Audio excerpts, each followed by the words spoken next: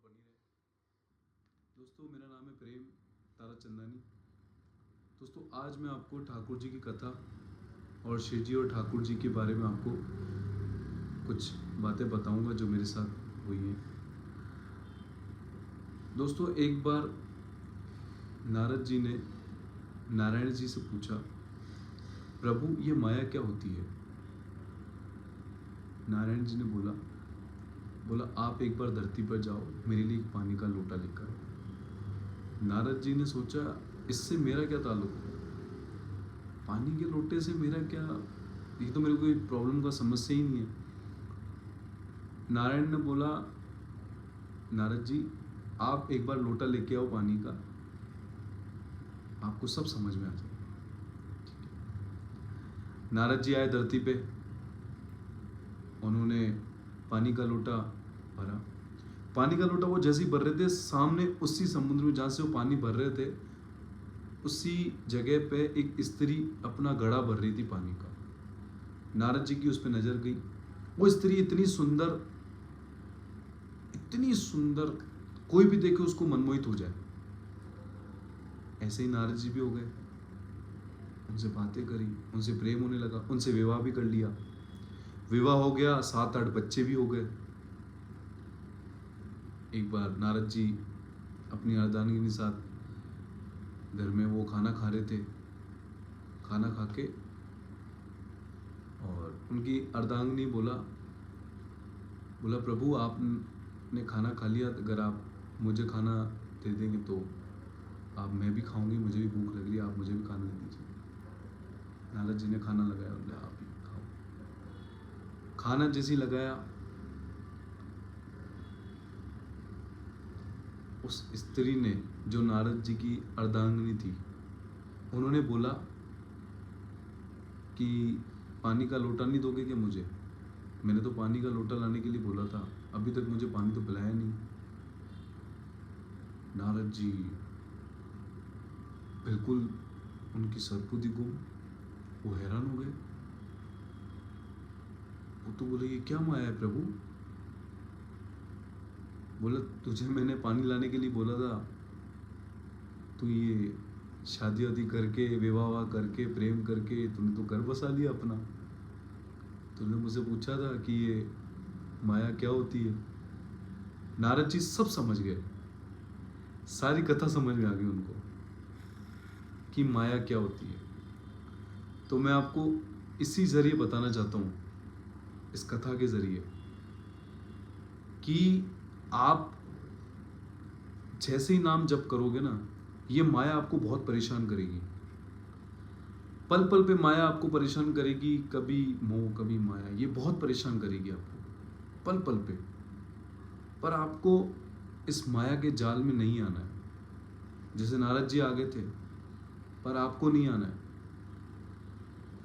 आप कुछ भी माया है आपके सामने, कुछ भी है, आपकी पल पल श्वास में राधा राधा राधा, श्री राधा, जो भी आप नाम प्रिय है आपके, वो आपके चलना चाहिए।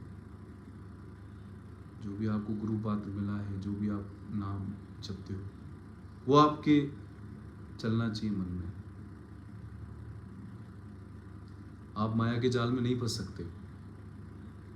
तो ये तो नारद जी की कथा थी, और माया क्या होती है आप समझ गए होंगे। दोस्तों, आज मैं आपको एक और चीज़ बताने वाला हूँ। मैं पिछले कुछ दिनों से एक चीज़ में थोड़ा परेशान तो नहीं था, मुझे पता था सब श्री जी की कृपा है, वो ही कर सकती हैं, उन्होंने दिया है, वो ही सब कुछ करेंगी। मेरे में तो कुछ हिम्मत नहीं है। मैं जहाँ रहता हूँ, जो फ्लैट है जहाँ मैं रहता हूँ, जो हमारा ओनर है, उन्होंने बोला कि आपके पास टाइम है इतना, आप खाली कर दो। और मैं परेशान था थोड़ा। मैंने सोचा मकान, वो फ्लैट कैसे मिलेगा मुझे। मैं श्री जी को खाली याद कर रहा था, श्री जी मुझे चाहिए, मुझे और इतने दिन हैं मेरे पास, मुझे ये चाहिए। ऐसा हुआ कि तुरंत मेरे दोस्त की मम्मी का एक फ़ोन आता है। बोला, बेटा तेरे को मकान चाहिए था ना, हमारे जस्ट पास में है, और वहाँ पे आके आप देख लो। मैं देखने गया मकान, मुझे थोड़ा सा कम समझ में आया। मेरी जो पत्नी है, धर्म पत्नी, उनको भी थोड़ा कम समझ में आया, पर मैं उनको शाही दे के आ गया। मैं ठाकुर जी के पास आया, मैंने कहा ठाकुर जी मुझे मकान चाहिए था और ये मुझे थोड़ा कम समझ में आया। फिर ऐसी लीला हुई ठाकुर जी की। एक और फ़ोन है मेरे दोस्त की बहन का, उन्होंने बोला आप हमारे पास में आ जाओ, इधर एक मकान खाली है, फ्लैट खाली, जो भी है। हम गए वहाँ पे देखने गए। जो पहले देख के आए थे उससे भी थोड़ा कंडीशन ख़राब थी उसकी, वो देखने गए। वो तो बिल्कुल नहीं समझ में आया, ना मुझे ना मेरी वाइफ को, नहीं समझ में आया। फिर मैं आया, फिर मैंने मन में सोचा कि यार ठाकुर जी ने जो भी दिया अपन उसको क्यों नहीं स्वीकार करें, उसी को ही अपन एक्सेप्ट कर लेते हैं। क्या पता ठाकुर जी की इसमें ही मर्जी हो या इसके बाद कुछ और अच्छा दे दे। मैंने वापस उनको कॉल किया और बोला कि भाई ये डन कर देना, और मेरा डन है। तो ठाकुर जी की लीला थी, उन्होंने पहले एक अच्छा दिखाया, फिर दूसरा दिखाया तो उससे भी ख़राब था। बोला मैं तो तेरे को अच्छा देना चाहता हूँ, पर तू अच्छा, वो जो पहले वाला था वो पास में भी था, जहाँ मैं रहता हूँ उसी जगह के पास में था। तो ये ठाकुर जी की लीलाएँ हैं। और मैं तो यही कहना चाहूँगा कि मैं वीडियो के ज़रिए आपको बोल देता हूँ कि मैं जब से ठाकुर जी को मानने लगा हूँ, जब से पूज्य गुरु जी महाराज के सत्संग को सुनने लगा हूँ, और मुझे काफ़ी मतलब राहत मिलती है, मैं काफ़ी थोड़ा अच्छा फील करता हूँ। नाम जप करता हूँ, उनकी कृपा है, सारे काम अपने आप बनते जाते हैं, कोई दिक्कत नहीं होती है, कोई दोस्ती यारी नहीं, कोई कुछ नहीं, बस कृपा है राधा रानी की। आप अगर राधा रानी को सच्चे दिल से याद करोगे, उनको आप सोचो कि आपकी मेरी माँ नहीं है, मेरी माँ नहीं है, मेरी माँ की जगह वो राधा रानी लेती है।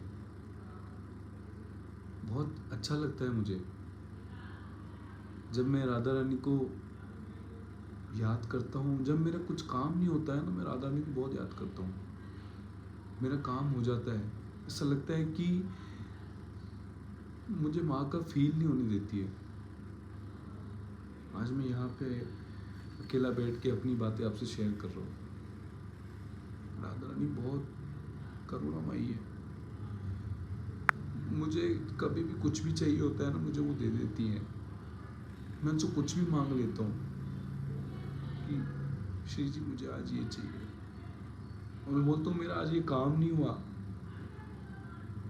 काम नहीं होता है, मैं तभी परेशान नहीं होता। मैं परेशान नहीं होता, पर श्री जी को जब मैं बोलता हूँ कि श्री जी मुझे ये चीज़ चाहिए और मुझे बहुत पसंद है, ये ही चाहिए मुझे, और ये मेरे पास आनी चाहिए, मुझे इस जगह जाना है, इस जगह मेरा काम नहीं बन रहा है, ये श्री जी पता नहीं कैसे कहाँ, मैं माँ मानता हूँ उनको, मेरा काम बन जाता है। ऐसी हमारी श्री जी है।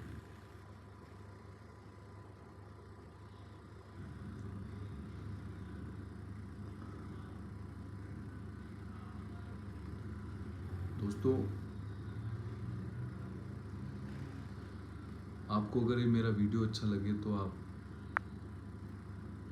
ज़रूर बताना कमेंट करके, क्योंकि जो मेरे मन की बात थी मैंने आपको इस वीडियो के ज़रिए बता दी। वैसे तो मैं बोल नहीं पाता हूँ इतना, पर आज ठीक है, मन हुआ तो मैंने वीडियो बना लिया और मैंने आपको बता दी एक छोटी सी कथा। हम तो अदम नीच पापी हैं, हमारी हिम्मत नहीं है इतना श्री जी के बारे में इतना बोलने कुछ करने। ठीक है, अच्छा लगता है, थोड़ा मन को थोड़ा रिलैक्स मिलता है, अच्छा लगता है कि मैं आपसे बात तो कर सकता हूँ इस बारे में। जय जय श्री राधा वल्लभ हरिवंश की।